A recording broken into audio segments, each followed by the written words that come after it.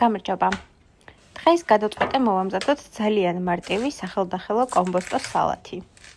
ამ სალათის მოსამზადებლად დაგჭირდებათ დაახლოებით 10 წუთი, არ სჭირდება მაიონეზი, არის ძალიან ჯანსაღი და გემრიელი. სალათისთვის კომბოსტო უნდა დავჭრათ წვრილ ნაჭრებად, ზუსტად ისე, როგორც ნაჩვენები არის ვიდეოში.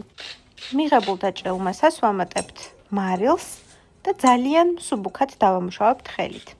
სალათისთვის ასევე დაგჭირდება სტაფილო, რომელსაც გავხეხავთ და მოვაყრით კომბოსტოს მასას. ასევე დაგჭირდება ხახვი, რომელიც შეგიძლიათ დაჭრათ ისე როგორც გაგიხარდებათ. დაგჭირდება ერთი კბილი ნიორი, რომელსაც დავკეპავთ ძალიან წვრილად.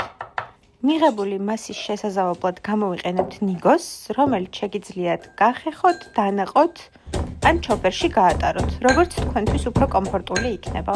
მე ბავშვობიდან შეყვარებული ვარ ფილთა ქვაზე, რაღაცნაირად ნოსტალგიური ნივთია ჩემთვის, ამიტომ უბრალოდ დავნაყე ნიგოზე. ვამატებთ სასურველ სუნელებს, მე დავამატე ხმელი ქინძი, უცხო სუნელი და მცირე რაოდენობით შავი წიწაკა და მიღებულ მასას გადაურევთ ძალიან კარგად. შეგიძლიათ ხელით დაამუშავოთ. სულ ეს არის. დროებით!